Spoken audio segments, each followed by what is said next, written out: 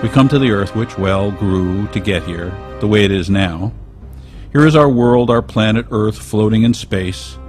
We will be going backward in time, imperfectly, but done in a very disciplined manner. Please notice there is no subduction, no rotation of tectonic plates, no twisting, no form-fitting, no altering shapes or sizes. It would be impossible for these continental plates to fit together perfectly without this being true, and yet the upper tectonic plates fit together perfectly on a much smaller planet. Yes, there's been some erosion, landslides, blah blah, but overall this activity is insignificant.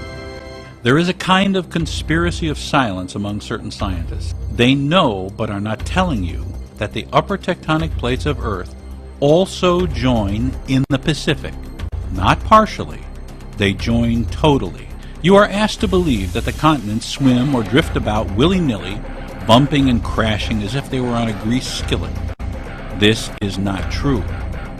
The simple truth is apparently too upsetting to too many apple carts. We're now going forward in time to show how the actual growth of the Earth took place. Imperfect as to details, but the overall is nailed. Antarctica, as you see, has become subtropical.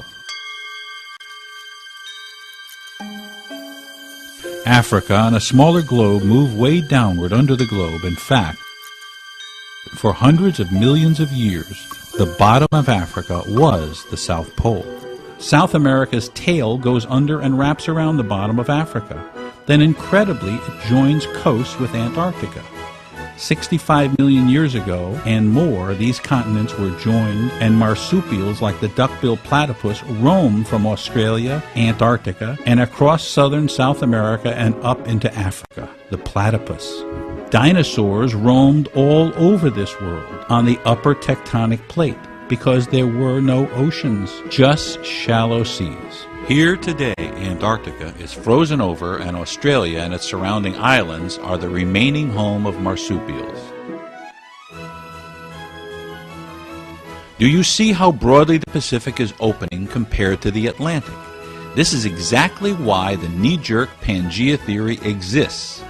The Pacific spread is too difficult to easily visualize because it's so big. The Atlantic spread is so obvious that a child would recognize it, but they are the same.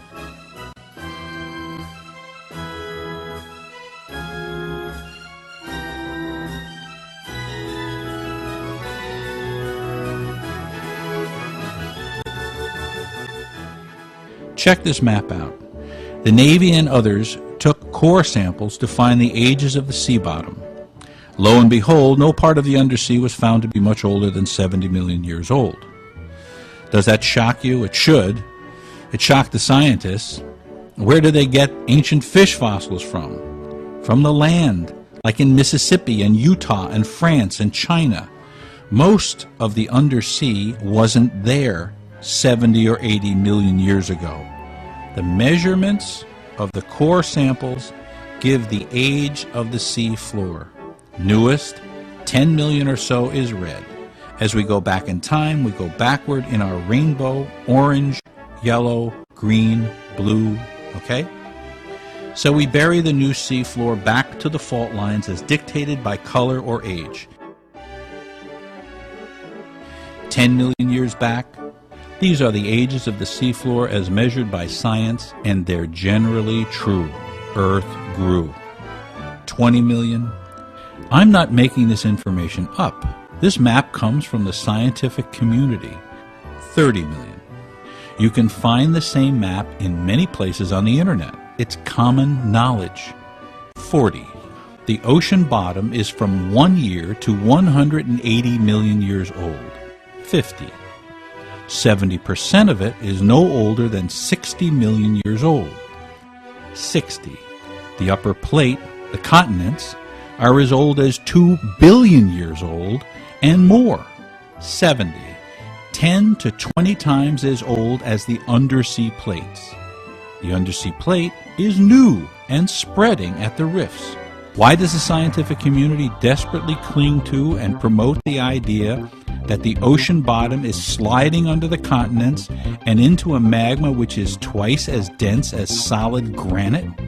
A totally unsupportable and scientifically unsound idea? They have to.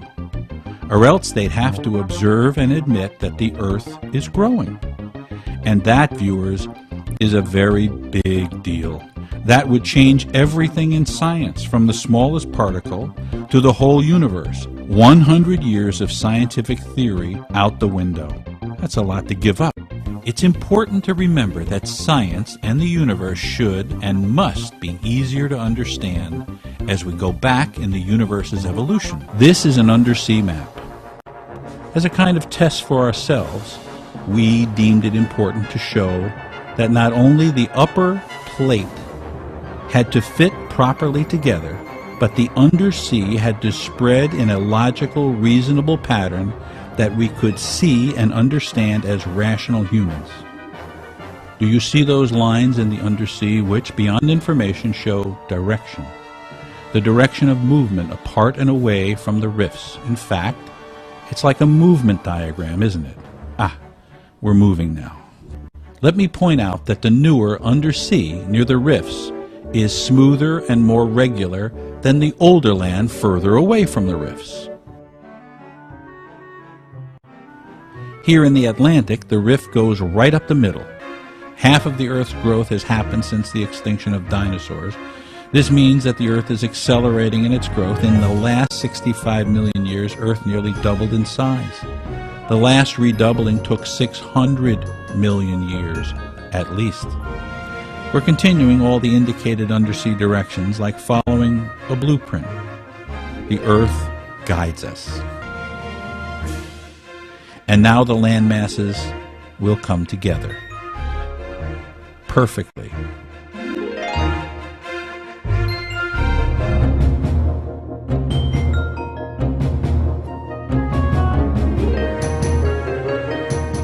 As we now go forward in time from 185 million years ago, please notice there is no subduction, no raising and lowering of land masses. There can't be. It's hell in the form of magma down there. Local raising and lowering, yes, but not on a massive basis. It can't happen. There's no turning, rotating of land masses. The land masses sit in their individual plates and don't move. The rifts open, that's all. For examination, I'm going to run a few vignettes of each area of Earth that you have a right to be curious about. The North Pole. Man, I love this map so much. There was a piece in the recent National Geo. It shows that the trees in Asia and North America were exactly the same trees. Well, this is why. The land was together when the trees evolved.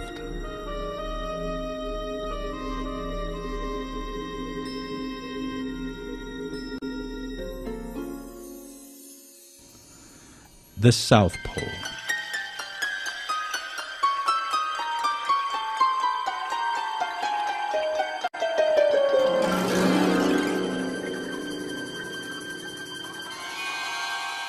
The oceans have absolutely nothing to do with tectonic spreading, except that they cool the thickening mantle.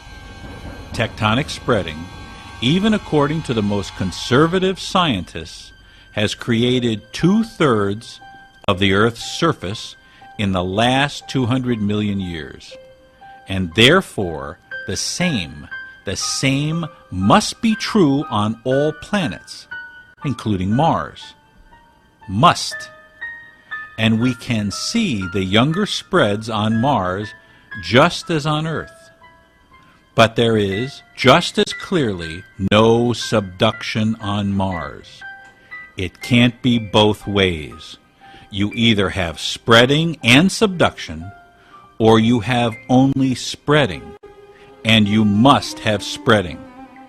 Or you can continue to ignore the facts and say, as the ancients said, that the Earth is unique and singular in the universe, and that we are the center, and the universe rotates around the Earth.